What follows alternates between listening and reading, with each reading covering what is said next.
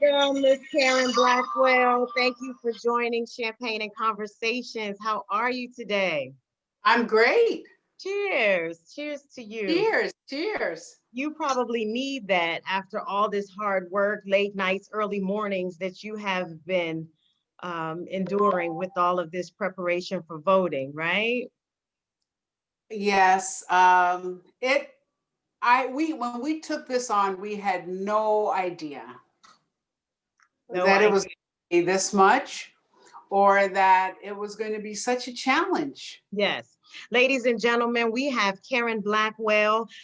She is joining us with the Proposition 16 campaign, if you will. She wants to share with all of Los Angeles, well, actually the state of California, as it relates to Proposition 16 and what that entails, and how those affects the minority businesses, minority women-owned businesses, for more of an accurate way to say that, and then the proposition that it would then replace, which is Proposition 209.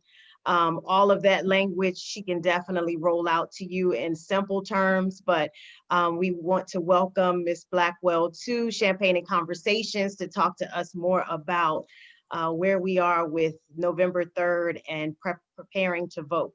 So thank you so much for joining us today. Yes, thank you so much for the invitation.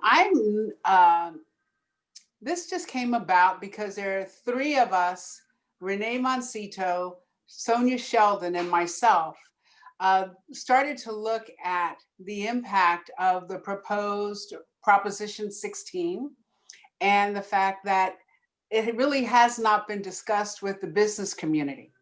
Yes. So I am not with the yes campaign or the no campaign. I am here to really speak to what we believe is the heart of the business community. How could we have something that's going to be on the ballot and not have anybody reach out to us? Yes. So Proposition 16 is speaking to affirmative action. And with that, it is then translating to what businesses are affected or what they can actually receive through government procurement. Yeah, so let me just give a high level statement. So a little bit of history.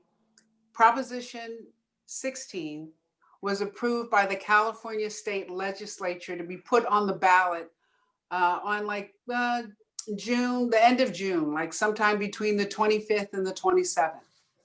And it was authored and it's been shepherded through by Assemblyperson Shirley Weber.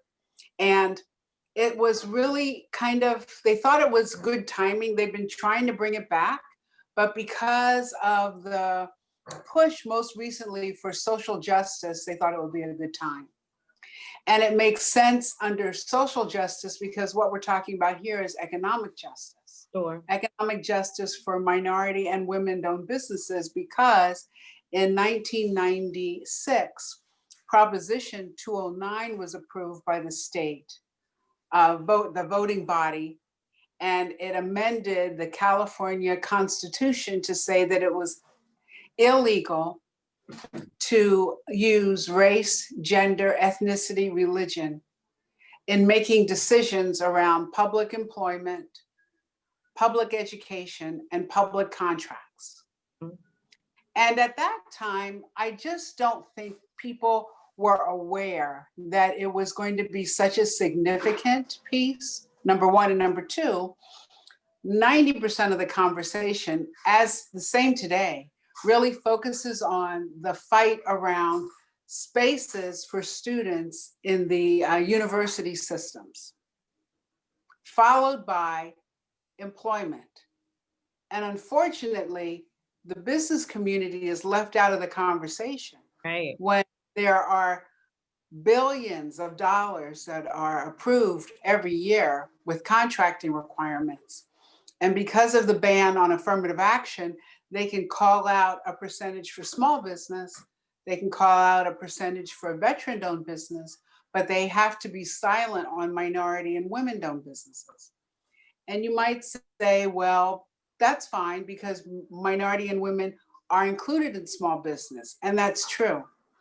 But when you have the SBA guidelines that have small business defined as 500 employees or less, or $20 million in revenue or less, depending on your NAICS code, or $4 million for professional services, it's really difficult for minority and women-owned businesses to really even get in to compete. Correct. When they do compete, they generally bring lower cost, greater customer service, but they're not able to compete. So Proposition 16 is not going to say we now have set asides. It's not saying there are now quotas, nothing like that. What it says is it repeals 209 and it allows for affirmative action to be included in policies, included in procedures, included in public procurement. And so what we hope is that this is the beginning, right? Yes, First, you absolutely. have to have, something that says, okay, we can do this. We can have affirmative action. Then we have to say, okay, what does that look like? Right. How is that going to be written? How is it going to be implemented? And what are the consequences for non-compliance? Those are the 3 areas. Yes. So on October the 7th, you guys are going to have more of a forum that is going to explain the Proposition 16, obviously, and it's going to engage those on a panel as well as participants to be able to share. I know you mentioned about 5 things that they would like to see happen in their business, whether it's specifically to their business or just business in general, amongst women and minorities, things that we've been able to, I guess, notice as we've been working in these different sectors. Mm-hmm.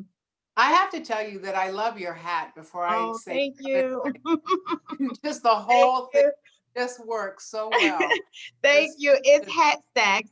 We do have our sponsor, Hat Stacks. So yes, thank you so much for that. Well, yes, the sponsor is right on point.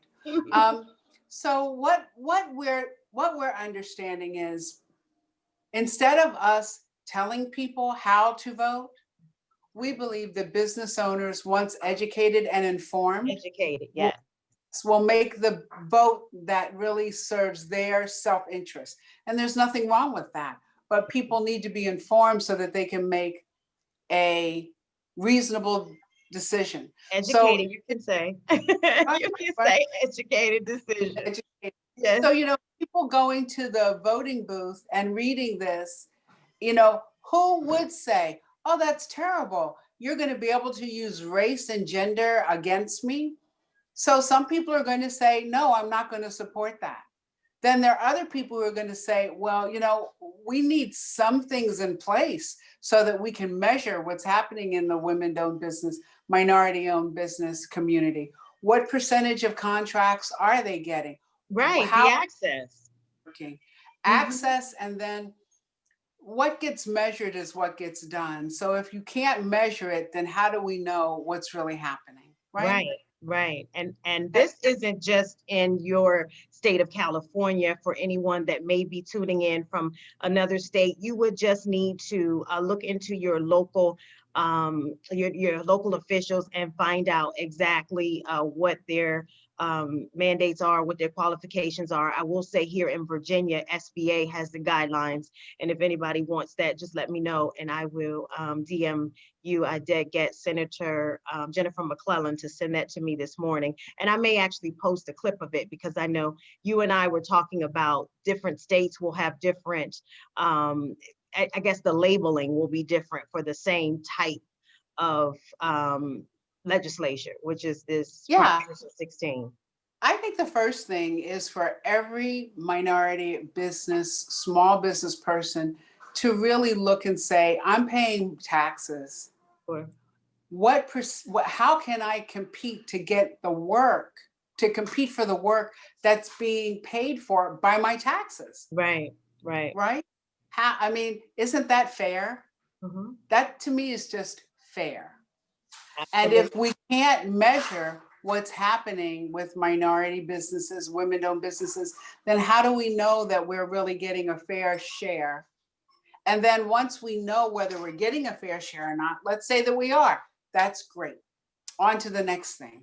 Let's say that we're not. Well, then what is the remediation? How is that going to be fixed? And that's when something like affirmative action comes in. So I think that in the past, people have used, they always, you say affirmative action, the first thing they want to say is, well, I just want the best person to do the job. All right. Number one, what is the criteria that you're using for the best? Correct. Right? What are Are you you, gauging that from? Yes. are you only inviting in your 5 friends to Yes. see who's the best among the 5? That's a question. The next question is, once you have the best and they're equal, which one is going to help generate more impact for the community? Right? They're equal. They both perform well. Their pricing is the same. Their experience is the same. They can give the same degree of customer service. Then we say, which of these 2 candidates is going to drive more positive results for the big community? And I think that we have to look at bigger things then. For example, women and minority-owned businesses have a tendency to hire more women and minority employees. So if we're looking for job creation, who's going to create jobs in those portions of the community, those segments of the community where we need more jobs? Yes, who can reach more. And then the other part about that and what you're saying as it relates to procuring these opportunities is if there are two equally competent, if you will, businesses and they share all of the same like, is there an opportunity for them to blend in any way? Or is there an opportunity for one to kind of be the parent and then the other be the sub, and then they all still be able to lean into to share resources to, I guess, allow for them to grow. Right. And that's always been something that we really uh, support, because at a high level, many of the contracts are so big. Right, And right. That you can't do that's it on your the own. fun, Yes, right? So yes, if you can't though, but you have a policy that is saying we are affirmatively recommending, we are affirmatively seeking these women and minority businesses to be in the supply chain, then the first contractor, which is called the prime contractor, yes. is going to say, well, let me look around and see who I can bring in as subcontractors, That part. can Yes, help support this work. yes, So a lot of times we think, well, if we just had the procurement organization understanding, but the procurement organization is the group that goes to the market and buys whatever it is the owner says they want for dinner. They buy whatever it is the owner says that they want. So the procurement team can't go buy things that the owner, that the organization, that the leadership hasn't approved. okay. All right. So by having policies in place that the leadership then has to promote, it gives the procurement organization an opportunity to begin to be creative, to Yes, be innovative, to start to look for people who can bring value. We never ever think that minority and women-owned businesses need to be like leveraged up with a crutch. And what is my experience? So I understand politics because I had my own firm and I was a lobbyist at the local level. I represented developers and land use. Then I went into the mayor's office and I managed a program for the Department of Commerce. And I was also assistant deputy mayor, economic development for the city of Los Angeles. After that, I went to Nestle and I managed supplier diversity for Nestle North America. And that meant trying to help minority women, small businesses get part of $9 billion annually. It's yes, really a tough role. yes. But what I learned in that was, number one, when you look across the country, there are very strong women and minority-owned businesses that Absolutely. can compete. Absolutely. So we need to allow them to compete. Number two, there are prime contractors who know how to successfully partner with minority and women-owned businesses so that they can bring them into the supply chain as a second tier. Sure. We know that with the right kind of structure, they can come in at the third tier. The whole point is to be able to get a part of it. You don't Yes. have to be first tier. You could be the fifth tier if what it means is that you're going to be able to compete. Now, Opportunity. Mhm. the reason that it does matter for the larger companies is because if a large company can't compete and they can only get second, third tier opportunities, they never can grow to scale. Right. They can't hire more people. They can't create more opportunity. They can't mentor more businesses. They can't extend credit because they're not able to fully flex their muscle Function in at that that level. capacity. Mhm. Yeah. Yes. So on October 7th, the event that, again, ladies and gentlemen, Karen Blackwell joining us to discuss Proposition 16 and the significance of it.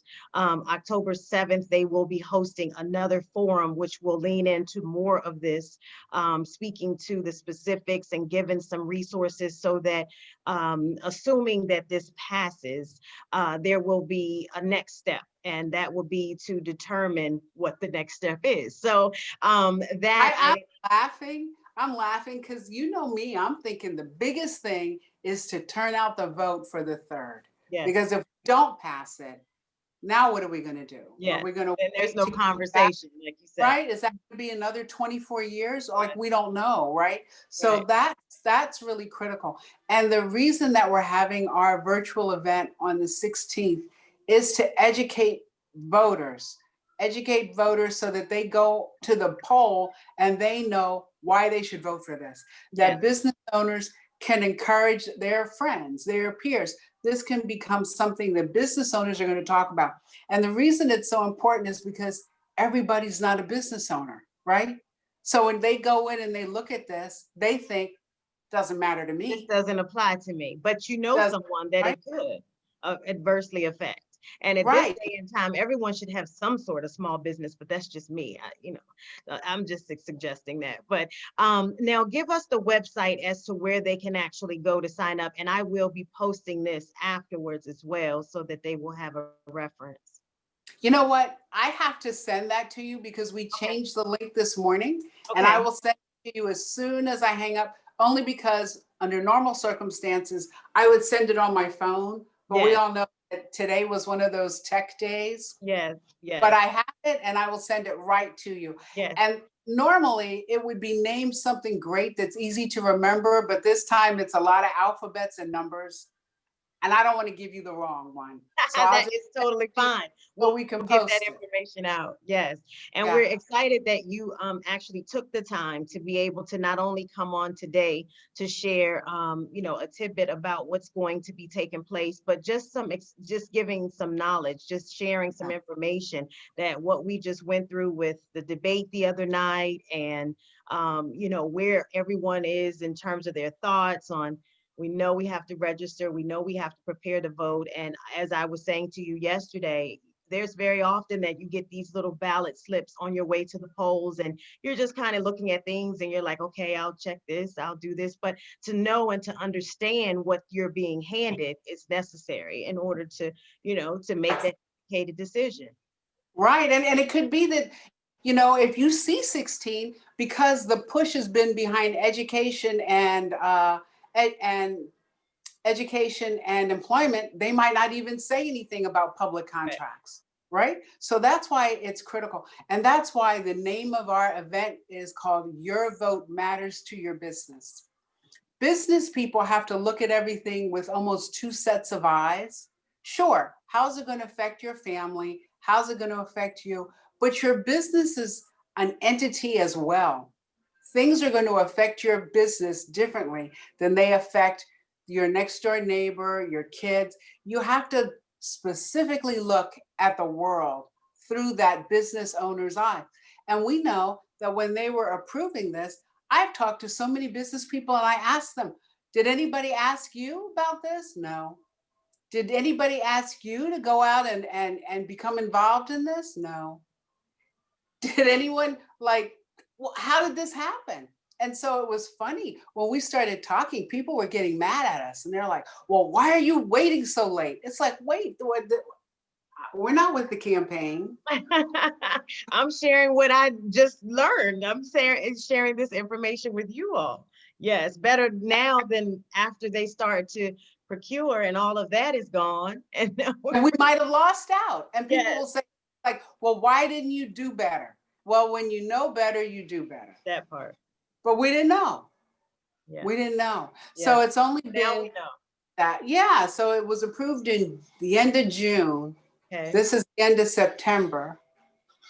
We got to keep going. So we have been raising money ourselves. We have been putting money out, our own money. We have been just asking small businesses, women-owned businesses, minority businesses, please help us, because the only one looking out for us is us. Yes, and we appreciate you all taking your time, doing your own diligence to give more people the information and opportunities for women in business to expand and excel. And I will certainly be tapping into some of my private resources to get you guys some funding to propel you forward because we do Well, we need appreciate. it, but we also need to remember that this is not a women's issue, women and minorities. So we Yes, need the women men to and understand minorities. Yes, that we understand that you two are being blocked. Let's all work together. This is not an African American initiative. It's not, this is all people of color should be pushing for this. All women should be pushing for this because if we, they say, there was just an article that because of systemic discrimination, our economy has lost out on $12 trillion. Our economy has lost out on $12 trillion. So all of these problems that we have and people talking about, who's going to fund what. And, we have very wealthy people paying $750 in taxes. Just think, if who we said were all able that? to really compete, really participate, we would have an additional, every year, we'd have an additional billions of dollars in revenue Influx of revenue. that we Absolutely. would be able to pay people, invest in our communities. This is why this is important. And Yes, this is why they're not talking about it, because it's talking about allocating the pie differently. And if you absolutely. have a big piece, why are they trying to give us some? They're not trying to give us some. We're going to have to figure out how to How demand to it. get some. And if we get together, we can get more than some. That's the whole premise as to why we are having this conversation, just so that those that aren't aware are become aware, and that Right. those that maybe are aware can share it with others that feel that it's necessary to talk about the importance of this, because we can't complain about it after we don't do anything about it. I mean, it's just that simple. And obviously, we could have been on the other side of this. So we're thankful that we're ahead of it at this point, slightly. Like you said, it was only a few months ago that you learned of the information, but I mean, you're doing your part as far as learning it and sharing it immediately. And that's what's necessary right now. Those that are championing what we need to know in order to make an educated decision on November 3rd to change the trajectory of where we are right now. Because Exactly. When we were kids, what was one of the stories that you learned when you were in history? Everybody loved Paul Revere, right? oh gosh. Because he because he told people, What did he we said, learn? get up, get on it. That's why somebody has to do a call to action. Call to action. Yes. When you get the call to action, people know what to do. But Yes. if you're asleep, that's what it We're was, thinking right? it's going to change if you don't do anything. I mean, it's not going to happen on its own. Yeah, but I honestly feel like people will do it, but if they're asleep, it's not their fault. You got to wake them up. That's all we're trying to do. Wake them up. And the people who don't want to do anything, what can you do? But a lot of people do want to do something. Absolutely. I think now, because of understanding the severity of where we are and what could happen if we do not That's Right. another 4 years of, oh my gosh. And I've had several friends to post, they're leaving the country, all of these great things. So I don't know if we all are going to leave, but if we plan to stay here, we definitely want to do something a little different. And knowing that, How can we leave? Look at how hard for our parents, everybody fought. You can't fight that hard and then say, well, we've had a bad 4 years. Even if we have a bad 8 years, think about it. We've been here 400 years. Why are you going to give up? Even if the worst case happens, then we stay and we fight for what we think we right. believe in. That is the American way. And we are Americans. Yes. And I think that we just have to get a little bit of heart again. It's just one of Yeah. those things where it's like you've been bruised, you've been battered. Those that want to fight continue to fight. Those that kind of get a little bit, just a little worn, if you will. They're like, I'm tired, but it's nothing that we can do. We can't bow out now. We're, kind of at the Well, end. you know what? I think we have to understand that it can be fun, right? Winning, you don't win if you don't compete. Yeah. You don't win if you don't engage. I think that we have to, in my family with our kids, we have a saying where we just tell the kids, hey, toughen up, kid, toughen up, toughen up. That Well, way, if it was easy, everyone would do it. So we definitely yeah, know you got but to keep on with the fight. not only that, it's worthwhile, and we have to understand that being engaged is enjoyable. That's why we're on the planet. We're on the planet to be engaged. And we have to understand that there's joy in that. Sure. This whole thing, we could say, like, oh, they won't. People always wanted to I was gonna forget. say they would opt that. Some would opt that more so. As Yeah, well, yeah, there's joy in representing yourself. yeah. There's joy in staking a stake in the ground and saying, this is mine. I'm doing this for my kids and my grandkids. This Sure. is worth it. This is so worth it. It's so worth it, so necessary. It's so appreciated that you guys have taken out the time to be able to share. Small business is just like my heart. It's another baby for me. I've been Yes. in that realm for so long that the language is so necessary, and we know that very often when it comes time to assess for a contract, and that it does become a little bit of a task to qualify because you don't have the resources, or you don't necessarily meet the criteria that for instance SBA may roll out. So having these instruments in place and the resources and the knowledge will help to be able to prepare you. So even if you couldn't qualify this year, then you would know when it comes up again for an You'll be RFP or what have you, you'll be exactly, ready. You would be exactly, ready. And that exactly. is the amazing part about it. That's when you know there's time to boss up. Yes, That's when you really get engaged and excited. Like in 2 years, I'll be that one. No that's problem. right. I'm ready for That's it. Mhm. right. Somebody's going to get it. Yep. Somebody's Yep. going to win. So, Yep. That's definitely that. And even if it's not, then like you say, you can kind of sub, or you can be a consultant and maybe just take a side, to be able to get to the actual resource and then learn what's a necessary. check is a check. A Mhm. check is a check. Being part of the supply chain is Yes. being part of the supply chain. Yes, and it's so exciting. It's definitely a warm feeling to have this type of engagement because I've had several conversations with some other very executive type folks, and we have been sharing this, that it's time to come together. I had a great conversation with one of my designers for some business that I'm doing, and she's amazing. And so I think that we do have to come together and understand the importance of what it means to work together. And like you said, it's not just one ethnicity, it's all women, minority, that we come together, and as a force we can definitely move things as we come together. So it's definitely something that I think we should continue to talk about, continue to share, continue to reach out our arms and say, come on, let's put something so that we can have something else later. I mean, Yes. And so also for this event that we're doing, Your yeah, Vote Matters, Your Business, on October 7th from 10 to 11 West Coast time. What we're doing is that show is going to stay live. yes, Well, not live, but it'll stay on on, the internet.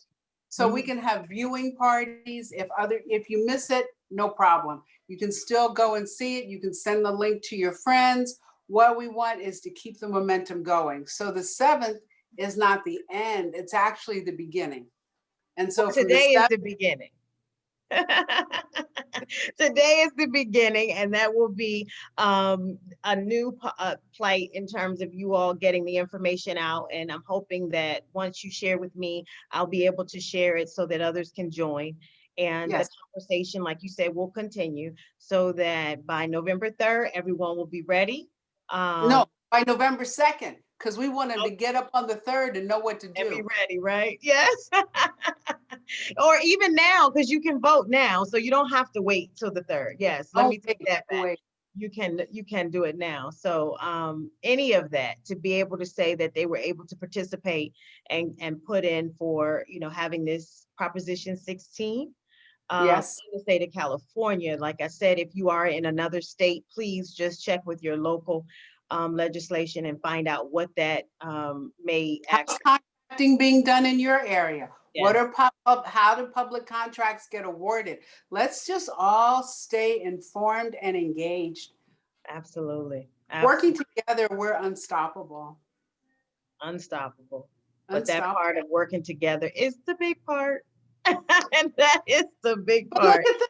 We're working together, you We see? got it. We got it. We know what to do. And I appreciate you. It has been a pleasure, Ms. Blackwell, Karen Blackwell, guys, to share Proposition 16 and the importance of it. Go vote, go vote. I will be posting the information for the next session that they will be having. Feel free to ask any questions on any of our social media. I will post that as well. And we will look to be in a different place November 15th, we will say. Oh, yeah. And when we go to sleep on the 3rd. Yes. Well, they say that in certain places they may have to delay it a few days just to make certain that all of the numbers are in. So I don't think that maybe on the 3rd we'll have everything. We might have a good idea, but Exactly. That's all. We'll know more than we know right now. well, we should know what we know now that, oh my gosh. We'll know more. We'll Absolutely. know more. Yes. Karen Blackwell, thank you so, so much for joining Champagne and Thank you. Conversations, and we will stay in touch. Thank Okay. you. All right. Bye. Bye.